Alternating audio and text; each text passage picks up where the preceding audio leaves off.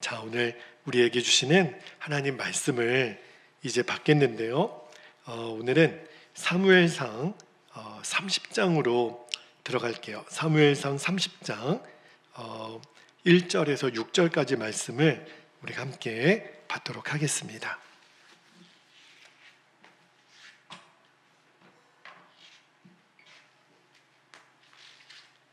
자, 1절에서 6절까지 저와 여러분이 한 절씩 말씀을 교독해서 읽겠습니다. 1절입니다. 다윗과 그의 사람들이 사흘 만에 시글락에 이른 때에 아말렉 사람들이 이미 네겝과 시글락을 침노하였는데 그들이 시글락을 쳐서 불사르고 거기에 있는 젊거나 늙은 여인들은 한 사람도 죽이지 아니하고 다 사로잡아 끌고 자기 길을 갔더라. 다윗과 그의 사람들이 성읍에 이르러 본즉 성읍이 불탔고 자기들의 아내와 자녀들이 사로잡혔는지라. 다윗이 그와 함께한 백성이 울 기력이 없도록 소리를 높여 울었더라. 5절 다윗의 두 아내 이스르엘 여인 아히노암과 갈멜 사람 나발의 아내였던 아비가일도 사로잡혔더라. 백성들이 자녀들 때문에 마음이 슬퍼서 다윗을 돌로 치자 하니 다윗이 크게 다급하였으나 그의 하나님 여호와를 힘입고 용기를 얻었더라. 아멘. 하나님 말씀입니다. 오늘 설교 제목이 거짓 피난처를 조심하라는 제목으로 우리가 믿음의 실험실 벌써 이제 8번째 주제를 좀 나누려고 합니다. 여러분, 우리 인생에 살다 보면 너무너무 다급하고 두려운 일을 만날 때 있죠. 우리가 그때 어떤 대상을, 어떤 사람을, 어떤 장소를 다 피난처를 찾기 마련이잖아요. 왜냐하면 너무 지금 다급하니까, 너무 지금 힘드니까, 너무 두려우니까 우리가 무언가를 또 누군가를 내가 피난처로 삼으려고 하는데, 근데 문제는 내가 피난처로 삼으려고 했던 그 대상이 진짜 피난처가 아닌 경우에 오히려 뭐 피하려다가 뭐 만난다고 더 큰 어려움을 만날 수가 있다라는 것을 여러분들이 기억하셔야 돼요. 전형적으로 지금 다윗이 지금 거짓 피난처에 속아서 계속해서 일련의 어려움을 겪게 되는 사건을 오늘 우리가 보게 될 건데, 그것을 통해서 우리들에게도 적용이 되어지기를, 그래서 우리가 다시는 거짓 피난처에 속지 않게 되기를 주님의 이름으로 축복합니다. 여러분이 이제 사무엘상 성경에 대해서 제가 좀 전이해가 있다라는 것을 좀 전제로 하고 간단하게만 말씀을 좀 정리하면, 여러분 다윗이 이 사무엘상 24장부터 또 나머지 30장까지 쭉 읽어보면 블레셋으로 피난 가는 일이 2번 있어요. 처음에는 24장에 나오는데 사울왕이 다윗을 너무너무 죽이려고 하니까, 근데 국내에도 있을 수 없고, 그죠? 다윗이 도망갈 데가 없는 거예요. 그래서 자기가 골리앗을 죽였던 원수의 나라인 블레셋으로 가는데 블레셋에 이제 붙들립니다. 근데 다 소문이 다 났죠. 골리앗을 죽인 장본인이 블레셋에 어디라고 호랑이 굴에 들어갑니까? 근데 그때도 다윗이 어떻게 위기를 모면하냐면 미친 척을 해요. 너무 비참하죠. 침을 흘리고 막 벽을 긁으면서, 그러니까 이 블레셋 사람들이 다윗을 보고 야, 저거 미쳤네. 저게 골리앗을 옛날에 죽이더니 완전히 미쳤네. 그러면 천신만고 그때 그래서 다윗이 이제 살아나서 그 광야로 가서 아둘람 굴에 머물게 되는 이야기를 여러분에게 드렸잖아요. 여러분, 그러면 한번 그렇게 학습이 됐으면 블레셋은 이제 가서는 안 되는 곳이라는 것을 다윗이 알아야 되잖아요. 그런데 사무엘상 27장에 가보면 다윗이 또 한 번 블레셋으로 망명합니다. 그때는요, 다윗이 혼자 가지 않아요. 그와 함께 있었던 400명의 무리들을 이끌고 갑니다. 그러니까 이제는 뭐 사울도 그 이야기를 다 듣겠죠. 그리고 옛날에 그 한 번 놔줬던 블레셋도 이번에는 다윗과 400명의 군사들이 함께 오니까 이게 보통 일이 아니란 말입니다. 자, 그런데 문제가 있어요. 다윗은 2번이나 블레셋으로 갑니다. 왜 갔죠? 거기 가면 살 것 같으니까. 거기로 가면 사울의 손에서 벗어날 수 있을 것 같으니까 생각이 드는 거죠. 내가 누울 자리 보고 다리 뻗는다고 내가 블레셋에 가면 안전할 거야. 나의 피난처는 거기야 라고 생각했으니까 한 번도 아니고 2번 갔죠. 여러분, 다윗이 사울을 죽일 수 있는 결정적으로 2번의 기회가 있었던 것 여러분 기억나시죠? 첫 번째는 사무엘상 24장에 나와요. 그 굴 속으로 사울 왕이 하필이면 들어올 게 뭡니까? 근데 다윗이 사울을 죽이지 않아요. 그의 용변을 볼 때 옷 겉자락을 싹 뱁니다. 그리고 나중에 사울에게 나타나서 이 왕이시여. 그리고 이제 그때 사울이 다윗을 한번 놓아주잖아요. 그런데 또 결정적으로 한번 다윗이 사울을 죽일 수 있는 기회가 어디 나오냐면 사무엘상 26장에 가보면 이번에는 아예 사울의 진영으로 들어가서 충분히 죽일 수도 있었다라는 증표로 물병을 가지고 하나 나오잖아요. 그리고 나서 또 사울을 대면해요. 그때도 이제 사울이 엄청 잘못됐다고 이야기를 하죠. 자, 근데 여러분, 다윗은 지금 사울이 두려워서 블레셋으로 2번이나 갔다 그랬잖아요. 그런데 2번이나 사울을 죽일 수도 있었는데 살려줬다면, 그러면 이제 여러분, 사울에 대한 두려움을 다윗이 극복했을 것 같지 않나요? 아니, 사울은 내가 맘만 먹으면 하나님이 또 그를 죽일 수도 있겠구나, 이렇게 마음이 들어야 사실은 정상일 것 같은데, 근데 그게 아닌 거예요. 다 갑자기 다윗의 마음이 어떤 마음이 드냐면, 내가 2번이나 사울을 살려줬지만 사울이 나를 또 죽이면 어떡하지? 이 두려움이 또 찾아옵니다. 그 말씀이 어디 나오냐면 사무엘상 27장 1절에 나와요. 자, 사무엘상 27장 1절을 한번 볼게요. 다윗이 그 마음에 생각하기를, 잘 보세요. 내가 후일에는 사울의 손에 붙잡히리니, 내가 사울의 손에 죽을 수도 있으리니, 그래서 그가 어떤 선택을 하냐면 블레셋 사람들의 땅으로 피하여 들어가는 것이 좋으리로다.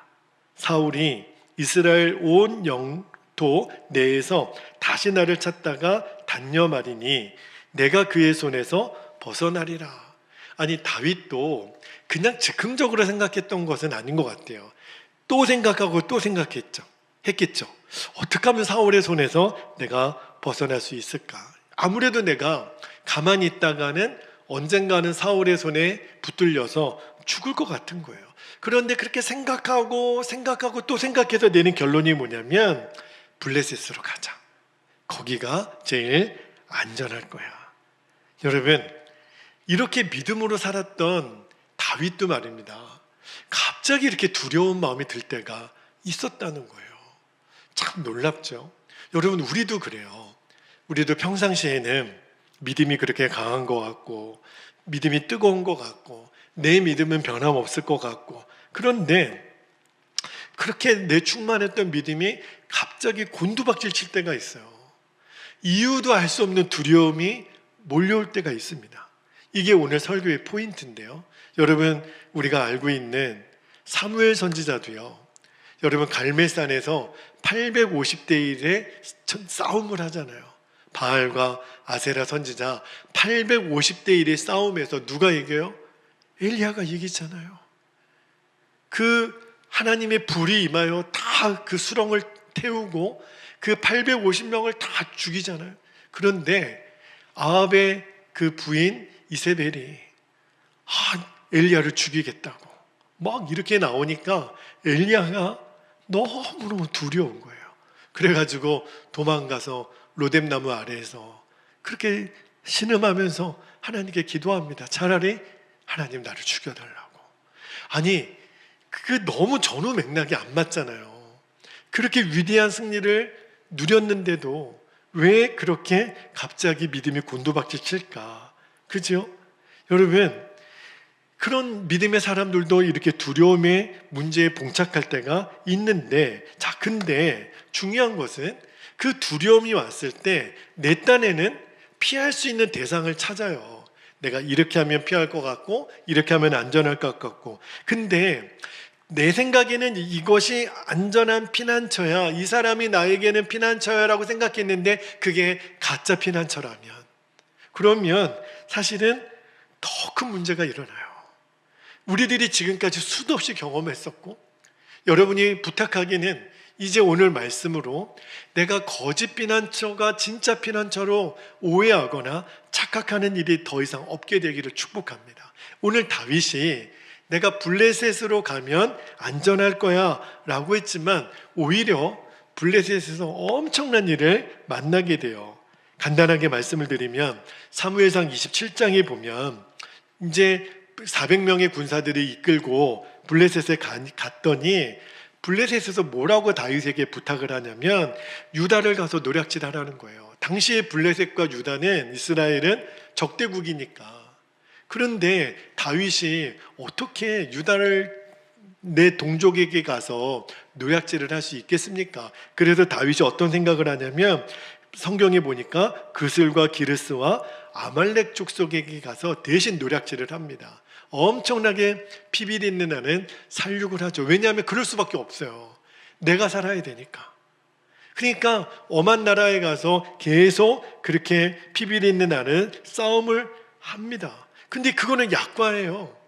이제 사무엘상 28장에 가보면 블레셋의 이제 가드왕 아기스가 다윗을 부릅니다. 그리고 뭘 얘기하냐면 이제부터 우리는 이스라엘과 전쟁을 하겠다고 선포를 해요. 이제는 진짜 빼도 박도 못하는 상황이 온 거예요. 그 유명한 길보아 전투, 나중에 사울이 이 길보아 전투에서 죽습니다. 그런데 다윗에게는 너무 큰 위기가 발생한 거죠. 안 싸울 수도 없고 싸울 수도 없는 거예요. 안 싸우면 어떻게 돼요? 너 첩자구나. 네가 블레셋에 완전히 망명한 것이 아니라 유다가 보낸 첩자구나. 오해를 받겠죠. 그렇다고 이제 동족과 나가서 싸우자니, 그러면 나중에 다윗은요 이스라엘 왕 못 되는 거예요. 내 동족을 죽이는 사람이 어떻게 왕이 됩니까? 이제는 완전히 이스라엘의 원수가 될 수 있는, 여러분 이게 바로 거짓 피난처가 진짜 피난처일 줄 알고 찾아갔던, 그것을 진짜 믿었던 사람의 당하는 처지인 거예요. 지금 다윗이 이러지도 못하고 완전히 진퇴양난의 위기에 빠져 있는 거예요. 자, 왜 이런 일이 일어났을까? 그죠? 우리도 그런 일을 이미 만났었고 앞으로도 만날 위기가 있기 때문에 오늘 말씀을 여러분들이 잘 기억했으면 좋겠어요. 왜 다윗이 이런 일을 겪었을까? 이 사무엘상 24장부터 이 30장까지 읽어보면 이 말씀 속에 다윗은 사울을 피하여 계속 도망 다니잖아요. 근데 이 도망 다니는 시기에 결정적으로 성경을 보면 다윗이 하나님께 기도했다라는 단서가 안 나와요. 그리고 하나님 내가 어떻게 해야 합니까? 블레셋으로 가야 합니까? 묻지도 않아요. 기도하지 않으니까 하나님의 인도를 정확히 못 받는 거죠. 왜냐하면 너무 다급하니까, 너무 두려운 문제를 만났으니까. 생각은 많이 했어요. 내가 이렇게 하면 살까? 저렇게 하면 살까? 근데 생각만 많이 한다고 그게 꼭 하나님의 방법이 아닐 수 있어요. 여러분 오히려 그 생각할 시간에 기도해야 하는 것이 오히려 빠를 수가 있습니다.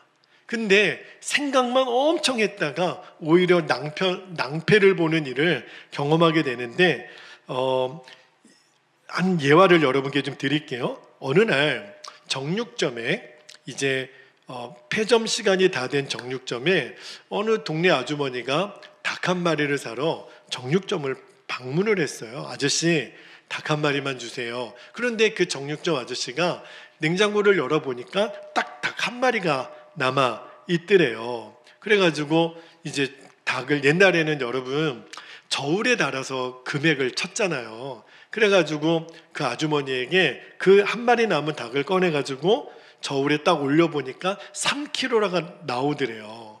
그래가지고 이거 사시죠 그랬더니 그 아주머니가 뭐라 그러냐면, 아유 저희 집은 식구가 많아서 3kg 갖고는 모자랄 것 같아요. 좀 더 큰 닭 없습니까?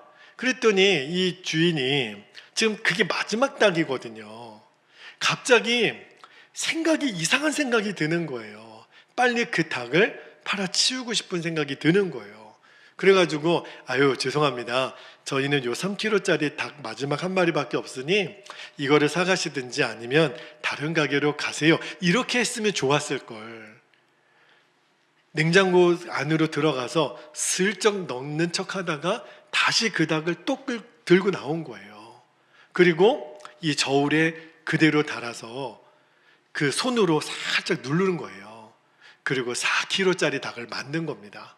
아유, 이걸 갖다 드시면 좋겠네요. 그러니까 그 아주머니가 그 닭인지 무슨 닭인지 어떻게 알겠어요. 그래서 그거 달라고 그래가지고 그 4kg라고 된 닭을 사가지고 딱 나가려고 그러는데 그 아주머니가 아이고 아저씨 생각해 보니까 이것 갖고도 모자르겠네요. 아까 그 3kg짜리 닭 있죠?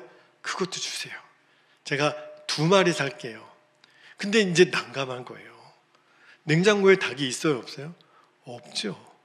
여러분, 이분이 처음부터 내가 정직하게 그냥 안 팔면 안 팔고, 그죠? 그랬으면 좋았을 거를 나름 생각은 엄청 한 거예요. 그런데 그 자기 꾀에 자기가 넘어갔다고 나중에 이 뒷감당을 어떻게 하겠어요? 자, 다윗이 지금 이런 함정에 빠진 이유가 뭐냐면 생각은 많이 했어요. 그러나 성경에 보니까 그가 기도했다라는 단서가 없어요. 여러분, 우리도 이런 위험에 봉착할 위험성이 굉장히 많습니다. 급하니까, 갑자기 두려우니까 기도하지 않고 생각은 해요. 이걸 어떻게 하면 모면하지?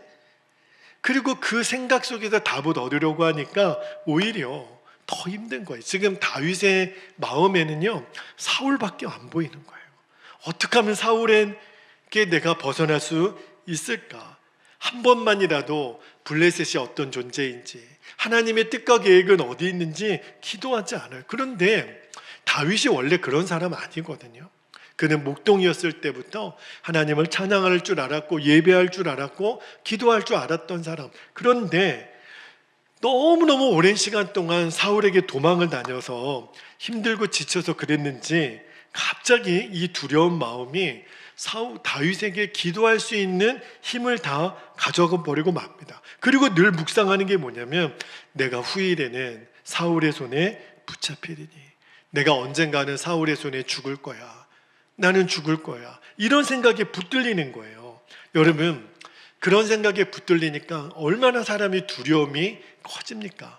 여러분, 성경에 두려워하지 말라는 그 명령이 366번이 있다고 그러잖아요. 윤달까지 쳐가지고 매일 두려워하지 말라는 것은 하나님이 그만큼 제일 싫어하는 게 우리가 두려워하는 것.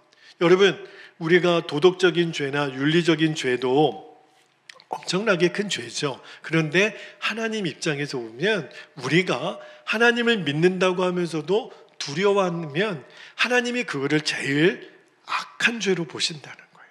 왜 그럴까요? 여러분, 다른 어떤 죄도 366번이나 명령하신 명령이 없어요. 딱 하나, 두려워하지 말라. 이게 매일 우리에게 주시는 주님의 음성이거든요. 그런데 왜 이 두려움이 큰 죄가 되냐면 여러분, 우리도 살다 보면 누군가에게 신용을 잃을 때 이런 얘기 듣잖아요. 내가 당신 말을 못 믿겠어요.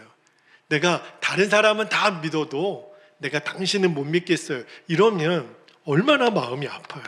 그죠? 그러니까 믿음을 완전히 잃어버린 거니까. 그런데 여러분, 우리가 하나님을 믿는다고 하면서도 막 두려워하고 염려한다면 이런 거예요. 하나님, 나는 이 두려운 문제를 하나님은 해결해 줄 수 없는 분이라고 나는 생각합니다. 나는 하나님을 믿지 않겠습니다. 그것과 똑같다는 거예요. 이게 두려움의 실상이고 두려움의 죄예요.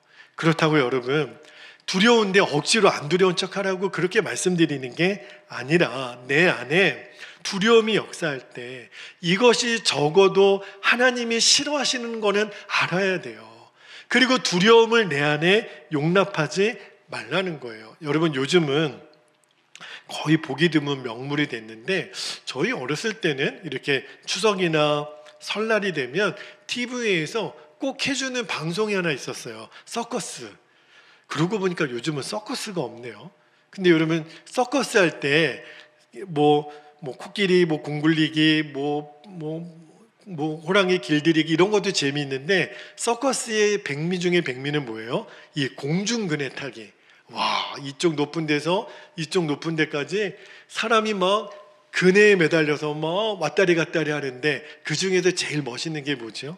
한 사람이 계속 왔다리 갔다리 하면 또 한 사람이 반대편에서 그 사람이 잡아줄 줄을 믿고 점프를 하는 거예요. 물론 밑에 보니까 그물은 있더라고요. 그런데 이제 한 사람은 다리만 걸고 잡아주는 역할을 하는 사람, 또 한 사람은 이쪽에서 왔다리 갔다리 하면서 점프해가지고 그 서로가 양팔을 딱 붙잡고 이렇게 그네 타기 하는 모습을 보면, 이야, 진짜 멋있잖아요. 그죠? 근데 그분들이 한두 번 연습한 게 아닐 거예요. 그런데 어떻게 이렇게 완벽한 공중 그네 타기가 가능할까? 이야기를 들었는데, 그게 뭐냐면 이 잡아주는 사람하고 내 몸을 던져 이 잡는 사람 안에 서로를 향한 완벽한 신뢰가 있어야만 이들이 떨어지지 않고 그 손을 잡는다는 거예요. 둘 중에 한 사람만이라도 내가 못 잡으면 어떡하지? 내가 놓치면 어떡하지? 그러면 영락없이 실패한다는 거예요. 여러분, 제가 그 이야기를 들으면서 우리랑 하나님과의 관계도 똑같겠구나. 우리의 믿음의 백성의 자세는 언제 나와요? 하나님을 완전히 신뢰하는 거예요. 그때 딱 자세가 나오는 거예요. 하나님은 네 몸을 던져. 내가 잡아줄게. 그런데 영 우리 편에서 하나님이 믿op지 않으니까 잡아줄까? 놓치면 어떡하지? 그리고 머뭇머뭇거리고 있다가 진짜 그 하나님을 내가 완전히 신뢰하지 못하니까 하나님은 얼마든지 잡을 준비가 돼 계심에도 불구하고 내가 밑으로 떨어져 버리고 만다는 거예요. 여러분, 믿음으로 산다는 게 뭐예요? 하나님에 대한 완전한 신뢰의 자세를 내가 딱 갖는 거죠. 그게 뭐냐면 어떤 일이 있어도 내가 두려워하지 않는 거예요. 할렐루야. 여러분, 사실 다윗은요, 성경을 잘 읽어보면 이런 두려움, 사울에 대한 이 두려움을 굳이 가지지 않아도 왕이 될 수 있는 하나님의 약속을 이미 수도 없이 받은 사람이에요. 제일 먼저는 언제 받았어요? 아니, 사무엘 선지자가 이새의 아들 중에 이제 이스라엘 왕으로 기름 부을 왕을 찾을 때 이제 다윗, 8번째 아들 다윗이 와서 기름 부음을 받잖아요. 그러면서 약속의 말씀을 들어요. 내가 사울은 패하고 다윗을 기름 부어 세우리라. 그러면 지금은 아니더라도 하나님이 약속하신 거는 반드시 이루어지는 거잖아요. 그러면 다윗 마음에 사울이 아무리 나를 죽이려고 해도 내가 이스라엘 왕이 되는 것은 하나님의 말씀이니까 사실은 사울이 나를 죽일 것에 대해서 걱정할 이유가 없는 거죠. 그리고 여러분, 사울의 아들 요나단이 분명히 다윗에게도 약속했거든요. 너는 분명히 왕이 될 거야. 내가 내 아버지가 있지만, 그리고 내가 왕의 후계자가 될 수 있는 사람이지만 나는 다윗, 너가 왕이 될 것을 믿어. 하나님이 그렇게 정하셨음을 나는 알아. 그리고 우리가 지난주에도 봤잖아요. 그 나발의 아내 아비가일이 그 나발을 죽이려고 오는 다윗에게 그 음식을 대접하면서 왕이시여, 어차피 왕이 되실 분 아닙니까? 왜 왕의 손에 더러운 피를 묻히려고 하십니까? 이미 다윗은 수도 없이, 심지어는요, 다윗을 죽이려고 했던 사울도 너는 왕이 될 사람이라고 그렇게 얘기를 했어요. 첫 번째 그 동굴에서 다윗이 이 옷자락만 베고 살려줬을 때 사무엘상 24장 20절에 보면, 그때도 제가 한번 읽어드렸는데요, 사울이 이렇게 얘기를 해요. 자, 24장 20절에 보니까 보라, 나는 너가 반드시 왕이 될 것을 알고 이스라엘 나라가 너의 손에 견고히 설 것을 아노라. 그러면 된 거잖아요. 그죠? 그런데도 다윗의 마음에 두려움이 확 임하니까 나는 반드시 사울의 손에 잡힐 거야. 나는 그 손에 죽을 거야. 그렇게 두려움에 잡히니까 이렇게 영락없이 무너져요. 여러분, 이제 저와 여러분에게도 어떤 두려움의 문제가 있을 수 있죠. 돈에 대한 문제, 건강에 대한 두려움, 관계에 대한 두려움. 나 이거 어떻게 되는 거 아니야. 그죠? 근데 그때 그 두려움 문제 때문에 내가 이 두려움에 사로잡히게 되는 것을 이제 정말 조심하셔야 돼요. 내 딴에는 생각을 많이 하죠. 고민을 많이 하죠. 그런데 고민만 하지 말고 생각만 하지 말고 우리가 정말 이제는 하나님께 기도로 나아가야 됩니다. 마귀는요, 거짓 피난처를 우리에게 가져다 주는 선수예요. 여러분, 왜 믿음의 사람들이 세상 부정축제에 무너집니까? 우리가 간간히 듣잖아요. 어느 장로님이 그 부정한 방법으로 사업을 하다가 구속이 됐다. 어떤 집사님이 뇌물을 받고 청탁을 받고 뭐 입시비리, 군대비리 이런 이야기들이 듣잖아요. 그리고 어떤 부적절한 관계, 잘못된 만남인 것을 알면서도 그런 부적절한 관계 때문에 무너지는 일을 우리가 많이 듣죠. 근데 그때마다 마귀가 속삭이는 거예요. 너의 평안함은 내가 줄게. 이게 너에게 피난처야. 너 눈 한번 딱 감고 이거 받으면, 이거 먹으면, 이 일을 행하면 너는 엄청난 부를 누리게 될 거고 엄청난 만족을 누리게 될 거고 엄청난 쾌락을 누리게 될 거야. 거짓 피난처죠. 마귀는요, 우리의 아킬레스건을 기가 막히게 알아요. 뭘 가져다 주면서 너 이거 가져, 내가 줄게. 이 거짓 피난처에 대해서는 선수예요. 그런데 그때 우리가 기도해 보지 않고 생각만 하고 내 경험만 의지하고 아유, 이것도 좋은 방법이겠구나, 그렇게 덥석 그 유혹을 붙잡았다가 나중에는 끝도 없는 그 추락에 던져지게 된다는 거예요. 오늘 우리가 이 다윗을 보면서 알아야 됩니다. 자, 이제 다시 본문으로 들어가 보면 이제는 그 가드왕 아기스가 다윗 너도 나가서 전투에 참여해. 이제는 어떻게 해요? 꼼짝없이 진퇴양난에 빠졌는데 그래도 하나님이 또 피할 길을 다윗에게 주셔요. 어떻게 주시죠? 이 블레셋 진영에서 회의가 있습니다. 그리고 이제 장수들이 그 가드왕 아기스에게 건의를 하죠. 왕이시여, 다윗은 이 전투에서 뺍시다. 왜 그러냐? 아니 다윗이 우리가 전투 나가는데 뒤에서 우리를 치면 어떡합니까? 아직까지 다윗은 못 믿겠습니다. 그렇게 이제 나오는 거예요. 그러니까 이제 그 아기스 왕이 다윗에게 뭐 이만저만해서 우리 블레셋의 분위기도 있으니 너는 전쟁에서 빠지라. 그러면 할렐루야잖아요. 근데 다윗이 그때도요, 자, 이분이 왜 그러는지 아주 연기를 한 건지 아주 그냥 가만히 있으면 되는데 막 길길이 날뛰어요. 왕이시여, 나를 무시하는 겁니까? 왜 나보고 싸우지 말라고 그러고. 여러분 말씀을 한번 볼까요? 자, 사무엘상 29장 8절에 보면 나는 다윗이 왜 이 대목에서 이렇게 나왔는지 모르겠어요. 8절에 다윗이 아기스에게 이르되 내가 무엇을 하였나이까? 내가 당신 앞에 오늘까지 있는 동안에 당신이 종에게서 무엇을 보셨기에 내가 가서 내 주 왕의 원수와 싸우지 못하게 하시나이까? 아니 지금 이게 뭔 말이에요 도대체? 그냥 조용히 가만히 있으면 밉지도 않지. 막 이렇게 막 길길이 날뛰니까 이 아기스가 그래 미안하다, 내가 너를 못 믿어서 그런 게 아니라 지금 상황이 이렇게 된 거잖아, 그냥 가.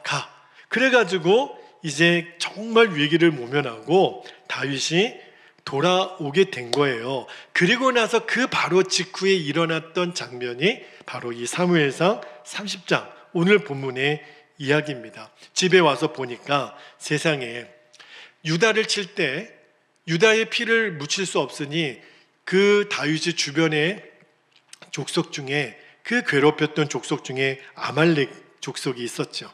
그 아말렉 족속이 다윗이 살고 있는 이 시글락에 쳐들어온 겁니다. 보니까 모든 재산, 모든 여자들을 다 끌고 가는 거예요. 근데 성경이 한 가지 암시는 주죠.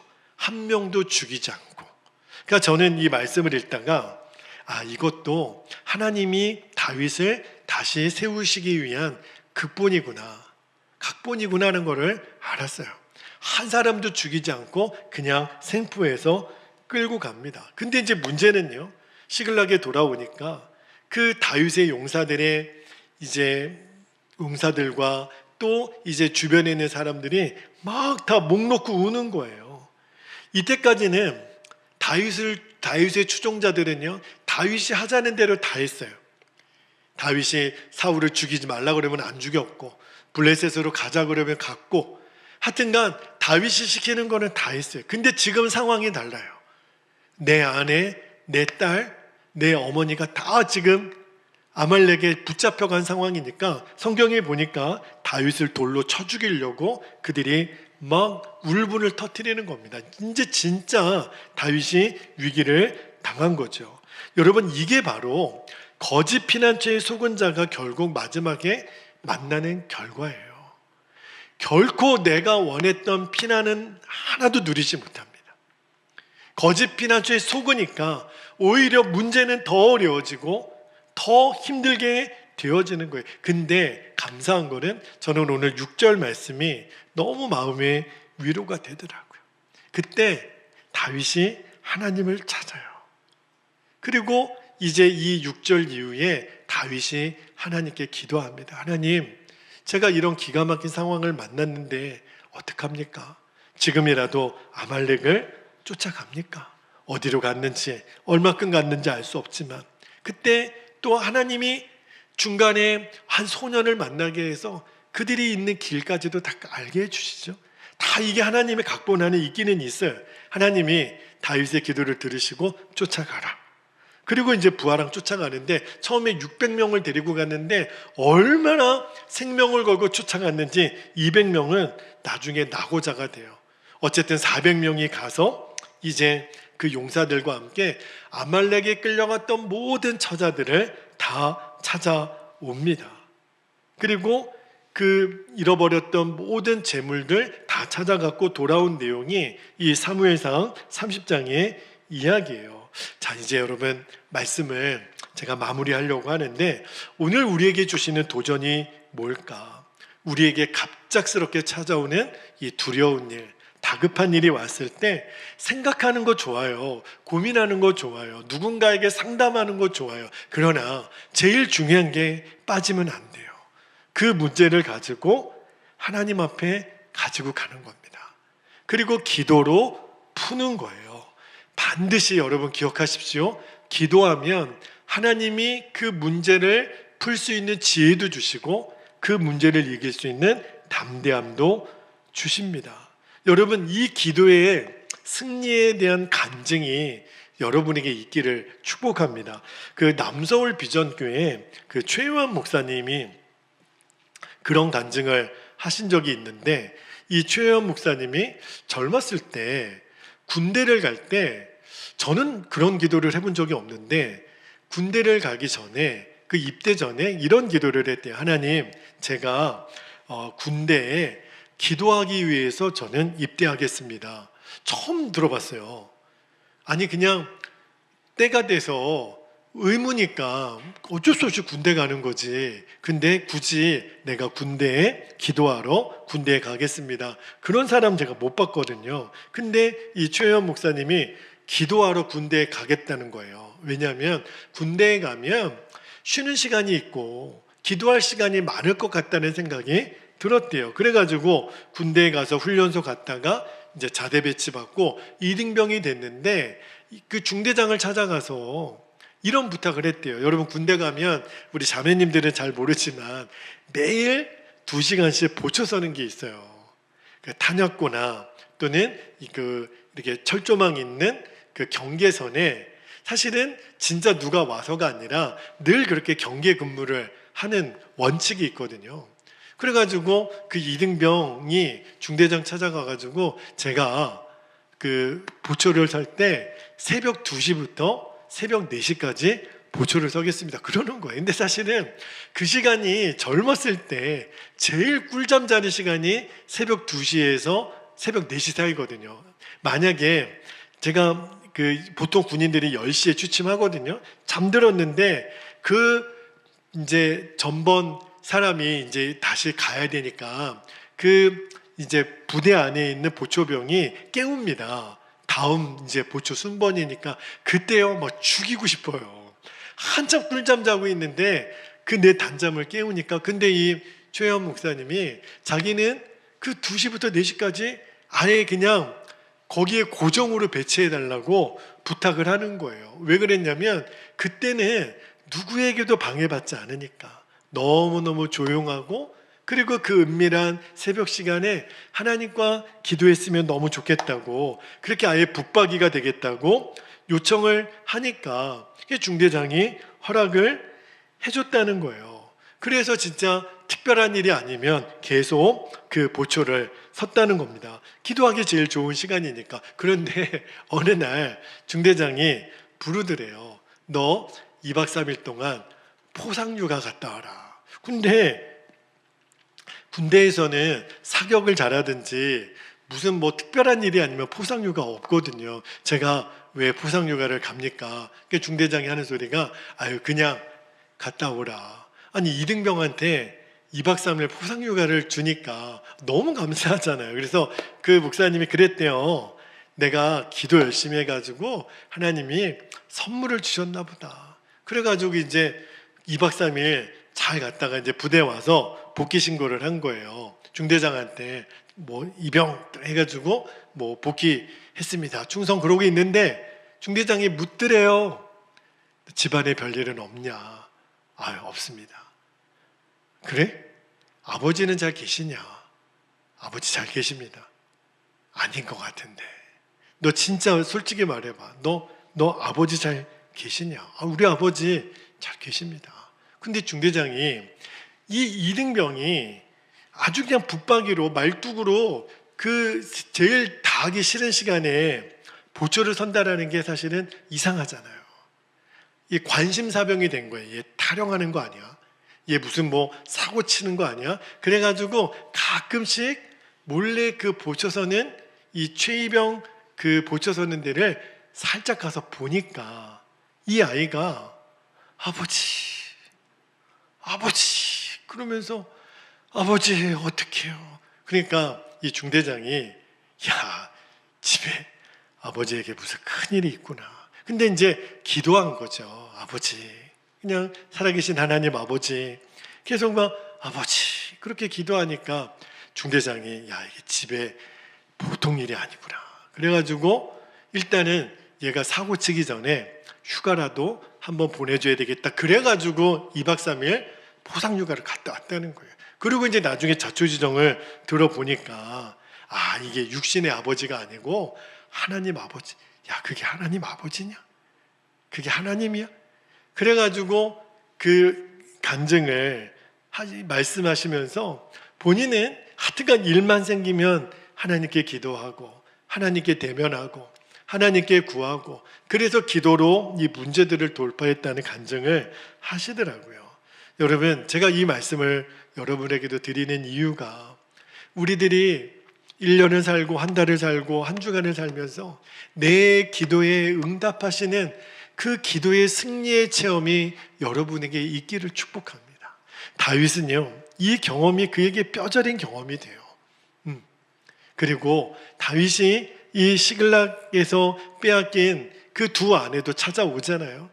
그때 다윗이 이 두려움의 문제를 비로소 극복하고 됩니다. 여러분 기도에 대한 간증이 있으려면 일단은 기도를 해야 됩니다. 기도의 자리로 먼저 나아가는 거예요. 오늘 믿음의 실험의 8번째 주제는 급하고 두려운 일이 있을 때 두려워하지 말고 먼저 기도의 자리에 나아가라는 거예요. 만약에 기도하지 않고 생각만 하면 우리가 다윗꼴이 되는 거예요. 100이면 100 다 거짓 피난처에 속습니다. 마귀는 선수예요. 저와 여러분에게 이쪽으로 피하면 너 살아. 근데 더 큰 일을 만난다니까요. 여러분, 우리를 힘들게 하고 두렵게 하는 문제가 있다면 그 문제를 가지고 하나님께 나아가는 거예요. 그러면 또 하나, 여러분이 우리 믿음의 성도들에게 그 기도 제목을 자꾸 나누시기를 바랍니다. 집사님, 저 함께 기도해 주세요. 뭔데요? 제가 이러이러한 기도 제목이 있는데 제가 이게 참 두려웠지만 이 기도에 승리할 수 있도록 권사님, 집사님, 저를 위해서 좀 기도해 주세요. 여러분이 계속 기도의 동지들을 만드셔야 돼요. 그리고 함께 기도하고 함께 그 기도에 하나님이 어떻게 응답하셨는지에 대한 체험이 있기를. 그래서 우리는 계속 기도로 연합하는 거예요.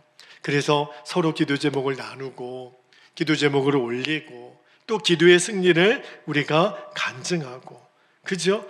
여러분, 우리가 계속 이 기도의 연합을 이루는 게 굉장히 중요합니다.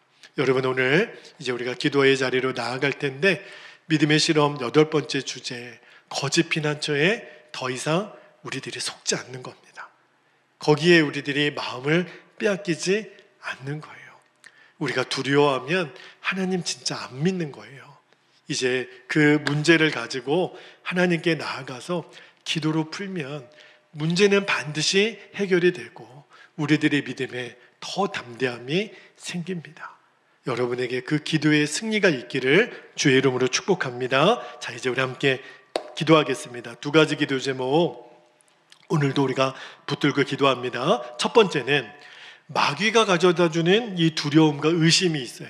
그때 그것을 거절하는 겁니다. 마귀야, 너는 내게 두려움을 줄 수 없어. 의심을 줄 수 없어. 그리고 기도 중에 주님으로부터 답을 얻게 하옵소서. 주님으로부터 얻어지는 답이 정확한 거예요. 두 번째는 두려운 문제를 만났을 때 이제 거짓 비난처에 제가 속지 않게 해주시고 제 삶 속에 기도의 승리에 대한 간증이 있게 하소서. 여러분, 오늘 이 기도 제목을 꼭 붙드십시오. 주님, 제 삶에도 기도의 승리의 간증이 있게 해주시옵소서. 이 기도 제목을 붙잡고 우리가 주님의 이름을 간절히 부르신 후에 통성으로 기도하겠습니다. 주여